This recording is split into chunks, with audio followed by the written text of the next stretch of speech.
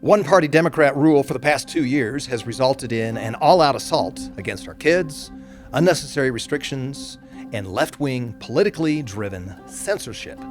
The GOP wants to balance things out. They want your vote. They've got a plan. Part 3 of their commitment to you is next.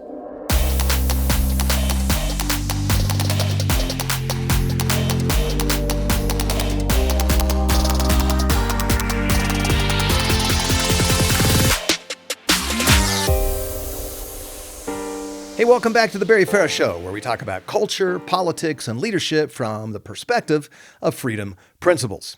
I hope you're doing great. Today, we're going to look at the third Republican commitment, an American future that's based on freedom. Now, in the past 2 years, the Democrat-controlled federal government has resulted in an all-out assault against our kids.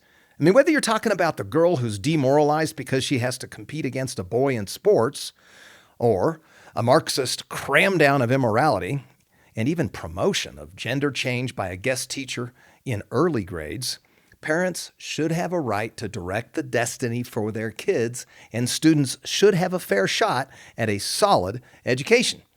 Educational freedom for those with limited resources is actually in peril. In addition, Democrats have restricted access to medical services with a centralized narrative of what's good for your health. But they don't always tell the truth. I mean, the CDC's been caught red-handed, contradicting itself, ignoring science and defying common sense. Medical freedom is limited, and it's also at risk. Finally, the Democrats have encouraged big tech to drive their algorithms to censor conservative views, and we now know from litigation in several states and public confessions by CEOs of big tech companies that it's far worse than we thought. First Amendment freedoms are constrained. So, the GOP wants to put a check on the Democrats' unbridled power and restore those 3 American freedoms. We're going to look at those today. First, a quick note on our podcast. 2 weeks ago, we gave a shout out to Canadians who watch or listen to our program on all kinds of platforms, and they're from every province. Last week, we thanked our Western European listeners from every country. This week, a shout out to our friends that our Whiz Tech team has verified are listening from Armenia, Iran, Cambodia, China, Cyprus, the country of Georgia, Hong Kong, India, Indonesia, Malaysia, the Philippines, Singapore, South Korea, and Japan. We're just a bit excited about it, and we kind of had no idea. Anyway, thank you. Please subscribe and share. Today, we're going to look at part 3 of the Republicans' commitment to America. For the first time in 28 years, the Republicans have grown a bit bolder, and instead of fighting each other, they've unified behind a written plan. Now, to get that many Republicans to agree to something is just no easy task. The end result comes out pretty mainstream. It's a majority view. They don't just slam the Democrats for their all-out assault against our kids or restrictions in medical services and left-wing politically driven censorship. They actually provide real proposals to make America free again. They call it a future that's built on freedom. And that's pretty solid ground. Our entire system of government is based on freedom. It's the whole American idea. And these were articulated in the Declaration of Independence as untouchable, inalienable, unalienable. The government shall not interfere with your right to life, liberty, and the pursuit of happiness. Government should protect freedom, not centralize its power to restrict it. Republicans focus on 3 areas here: education freedom, medical freedom, and First Amendment freedom. The first 2 pillars in the Republicans' commitment to America are an economy that's strong and a nation that's safe. Today, we're looking at the third, a future that's built on freedom. This has always been a challenge, even from the very beginning days. There have always been freedom haters who want centralized government control. Just a decade ago, liberal Democrat President Obama used the IRS as a weapon to intimidate supporters of conservative and/or Christian beliefs. Now, President Biden uses the DOJ and the FBI to silence moms who speak out at a school board meeting, talk show hosts who have a conservative bent, and pastors who are pro-life. Now, you would think there's just no way that the FBI would work in concert with the Department of Justice to barge in on a family of 7 for showing a guy that he was in the wrong place at the wrong time because that guy was harassing his 11-year-old son. He just shoved him. Now, did you hear about this thing? Okay, so this is just one of dozens of similar stories. So back in October of 2021, a pro-life activist and a pastor and a husband and a father of 7 from Pennsylvania shoved a guy who was in the personal space and hurling insults at his then 11-year-old son. The guy that hurled the insults, a late boomer, liberal pro-abortion activist, filed a criminal complaint for being shoved, not hurt, just shoved. The local authorities dropped the case. It was nothing. But the pro-abortion guy had an agenda. So he filed another criminal complaint, and this time with the feds, claiming his access to the abortion clinic was restricted. So the pastor got a lawyer back in April of 2022. And the pastor's lawyer said that the case should be dropped, and it should. That it was just an attempt to get the pastor to quit speaking his pro-life mind. But if the Department of Justice or the FBI wanted to visit with or even arrest the pastor, that he would voluntarily surrender himself without any need for force. Well, the DOJ did not respond to the lawyer's repeated request to clear things up, button them down, even after repeated attempts. Rather, the Department of Justice issued a warrant and the FBI surrounded his home early on a September 22 morning with 25 agents with long rifles, body armor, and ballistic shields. They came to arrest him for a charge that was dropped by the local guys a year ago. The DOJ and FBI violated his First, Fourth, Fifth, and Sixth Amendments. Now, what in the heck is the FBI doing, wasting federal resources on a pastor who shoves a guy, shoves him out of the way, who's in the way of his 11-year-old's personal space? I mean, this can only be explained by a politically driven federal agency. Unfortunately, there are dozens of similar situations. So, how will the Republicans help? Well, Republicans want to investigate this and a lot of other actions like it. And they want to put a stop to the DOJ using the federal agency as a political weapon to intimidate and silence conservatives. And if they have the majority, they can haul the FBI and DOJ in for questioning. So, under the banner of restoring America to a future that's built on freedom, they zero in on 3 initiatives. So let's look at each one. First, they commit to set the stage for every student to succeed and give parents a voice. There's a lot wrong with our national public school system. I mean, of the 65 countries using a standardized test, the United States ranks 36th in math. We're 32nd in reading and 33rd in science. We're way behind China, Singapore, South Korea, Canada, Switzerland, Estonia, Finland, Poland, and Japan. You might expect that, but we're also behind Vietnam, Slovenia, Czech Republic, Latvia, Portugal, Russian Federation, and the Slovak Republic. It's well known that the 3 basic foundations of problem solving are math, reading, and science. And I'm talking about real problems like building a bridge or staying on budget or responding to a natural disaster or fixing a logistics problem. I mean, every American citizen should have the opportunity to obtain a basic level of achievement in these 3 academic building blocks of competence, especially when you consider that the average score is actually skewed by the charter schools, homeschools, private schools, and Christian schools. These non-public schools account for nearly 20% of the total, and these scores are much, much higher. So if we just looked at public schools by themselves, we would rank even lower. Giving parents a voice is essential. Republicans want parents to be able to freely speak into the curriculum taught in public schools. Consider the difference between public and private schools. There are about 51 million kids in the public school system. There are about 6 million students in the 30,000 individual private schools. According to the National Assessment of Educational Progress, the public schools flunk or nearly flunk, and the private schools do very well. Private schools have better educational outcomes across the board on every subject. More of their students graduate from high school, and a much higher percentage go on to college. They score better on all standardized tests and in every subject area. You know, it's interesting. They don't cost that much more, about an average of $12,000 per student versus approximately $11,000 in the public schools.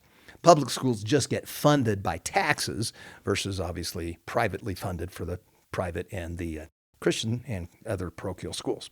Yet, not everyone can pay to be in a private school, and not everyone can take advantage of a solid charter school. So this is where the Republicans are making a commitment to fix the education problem. What they propose is to advance the Parents' Bill of Rights. This is a pretty strong bill. It's a bill that hasn't gone anywhere due to the Democrat majority, but what it does is it prohibits states from denying parental rights. It explicitly allows the parent to be involved in their child's elementary, junior high, and high school education. Specifically, it gives the parent the right to review and make copies of the curriculum, the books, and other educational materials, anything that's used in the child's school. And they can even do a background check and access all kinds of professional and personal information on the teachers and any guest teachers and any outside presenters. They can access school records. They can visit their child during school hours. And this bill has some teeth. If the school doesn't comply, the law requires the Department of Education to withhold funds. So that's a pretty good initiative. And a majority in the House and the Senate would actually pass this bill. Then Biden would have to either veto it and give the Republicans a really good campaign commercial in 2024, or he would need to capitulate and sign it. And either way, if the Republicans make good on advancing this bill, it should be good for accountability and it could really improve schools. So that gives the parents a pretty clear voice and could help kids succeed. To round out the every student can succeed commitment, Republicans pledged to pass a law that prohibits biological boys from competing with biological girls. There's just no scientific argument here. The biceps, the laterals, the elbow flexors, and the knee extensors have all been studied. And women are 52% as strong as men in the upper body, and they're 66% as strong as men in the lower body. The greater strength is biological. Boys and men have larger type 1 and type 2 fiber areas than girls and women. The world record deadlift for a man is 1,104 pounds. And guy's a strong dude. And the world record deadlift for a woman is 639 pounds. That's one strong gal. And that is with elite conditioning and supplements and such. So the world's strongest woman is 57% as strong as her male counterpart. She wouldn't even qualify in the men's competition. And according to strength level, this gap increases as you get further away from the elite athletes. You get closer to average. For example, an intermediate woman committed to fitness should bench press approximately 111 pounds, while the intermediate man is recommended to be at 217 pounds on average. The beginner woman should start with 38 pounds for a bench press, where the beginner man should start with 103 pounds. In other words, at the beginner level, the man is 171% stronger than the woman, with no conditioning. On average, in all field events, the strongest man is about 40% stronger than a woman. Even liberal Princeton University provides an objective analysis that admits across all platforms, a man is much stronger than a woman. That's their quote. So what about speed? Well, a man's leg's about 80% muscle compared to 60% for a woman. Combined with the larger fast twitch muscle fibers, men have more speed both on land and at sea. When they paddle along with their arms, they're faster in the water. So on average, the fastest men in the whole world are between 9 and 13% faster than the fastest women in the world. And this is across all track events.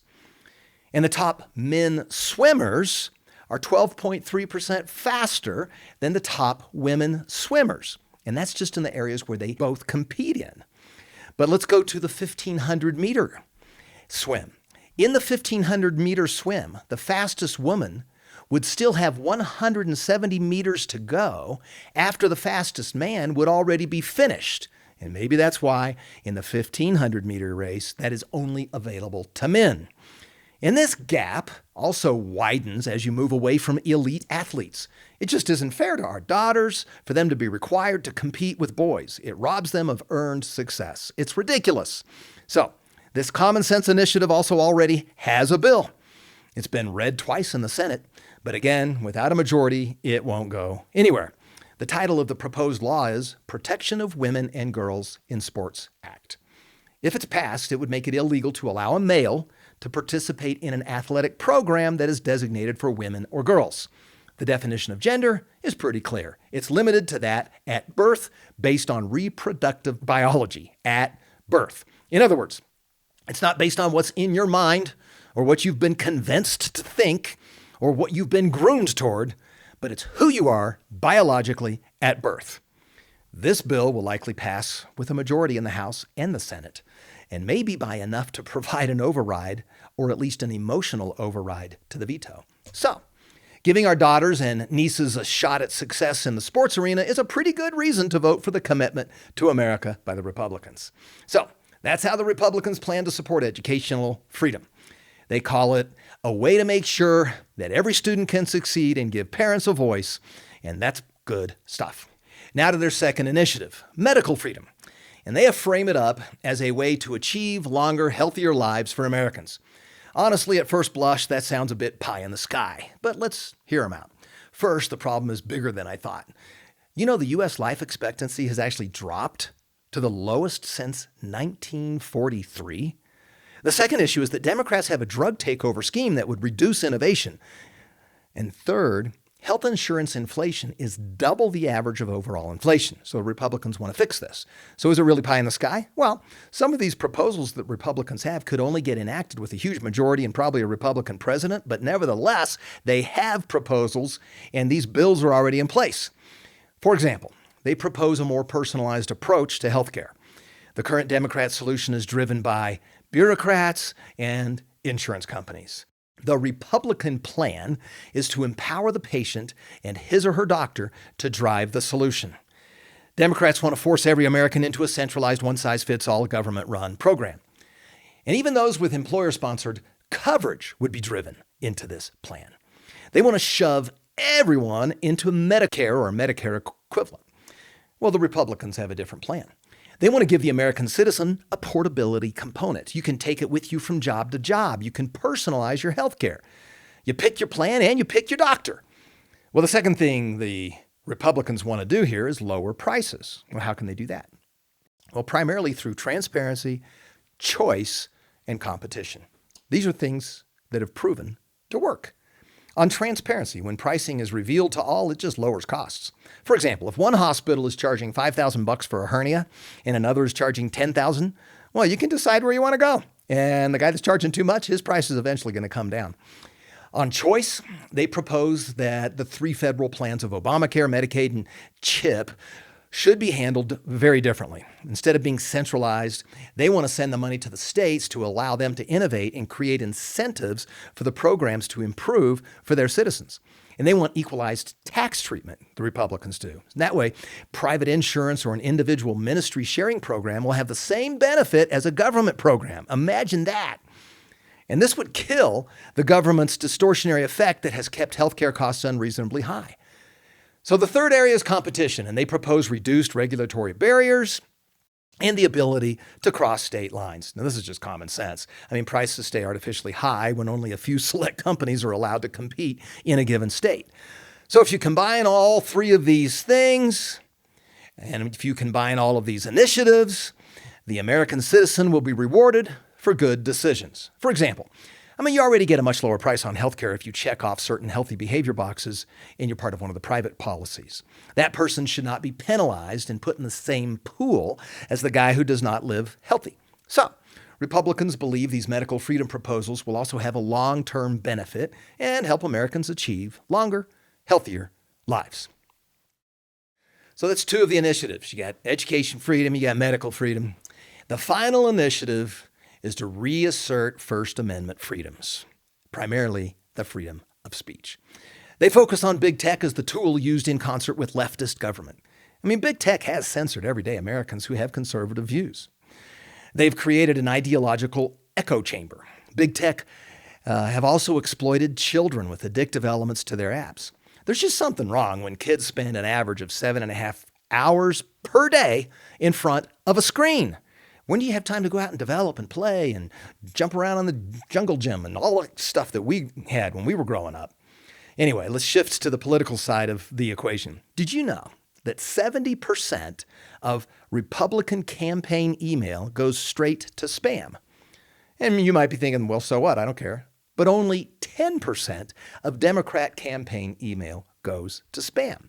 That's a pretty deliberate move on the part of big tech. The Media Research Center tracks all this sort of thing. In the first and second quarter of 2022, they found that big tech executed thousands of individual cases of firsthand censorship. And this is when they shut down the account or the distribution of a sender of information, like Prager University or someone else with an opinion or comment on conservative or Christian views or science. And when Media Research Center tracked their followers, It really amplified. They found that there were a total of 195 million instances of secondhand censorship just in one quarter. So secondhand censorship is when information was withheld from a user on social media. You know, you're probably the victim of one of those 195 million instances. Facebook, Instagram, YouTube, TikTok, Twitter, LinkedIn, and Spotify literally kept information from you. The top target in 2020 was COVID-related, those who had a different opinion on vaccines, for example. In 2021, it was election integrity and vaccines. And in 2022, it has been gender issues and Joe Biden. Anything negative about him has been censored. So there's probably about 100 times more negative things said than you see. So the Republicans just want to blow this up. They want everything exposed. And they want to equip parents with more tools to keep their kids safe online. And they want companies to stay out of politics. Well, how do they do all this? Well, with a majority, they'll have the power to hold certain hearings. And it would be tough, honestly, to get any meaningful legislation passed unless the Republicans win the House and the Senate in a huge, massive way. Yet, there are some things they can do out the gate with public hearings that would more broadly expose the censorship and make it less profitable for big tech to continue to do so. So there you have it. The third commitment, the commitment to an American future that is built on freedom. In the area of education freedom, they want to make sure every student can succeed and give parents a voice. In the area of medical freedom, they give Americans control over their health coverage. And in the arena of First Amendment freedoms, they promise to push back on big tech and demand fairness from them. So previously, we had looked at the Republican commitment to build an economy that's strong and to an America that's safe. And today, we looked at an American future that's based on freedom. Next week, we'll look at the final commitment, and that's holding government accountable. So if you believe they are sincere, the Republican vision is to open the spigot of education freedom, medical freedom, and your First Amendment freedoms.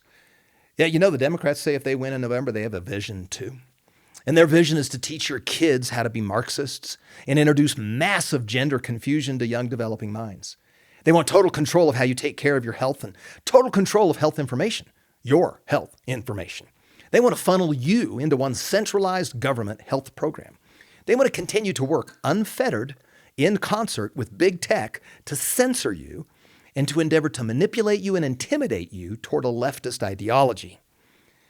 So, these freedoms that the Republicans are endeavoring to restore matter. And whether you're a Democrat, Independent, or Republican, there's really just one responsible way to vote this fall. Regardless of your party affiliation, the USA will do better with a vote in support of the commitment to America. It's vital for America's future. It'll help return America to a foundation of freedom. And that is a good thing. To your freedom. Hi, I'm David Farah. Thank you for listening to my dad's podcast, The Barry Farah Show, Culture Shift. Click subscribe now to be sure you don't miss an episode. Share this podcast with your friends on social media and give The Barry Farah Show your 5-star rating. See you next time.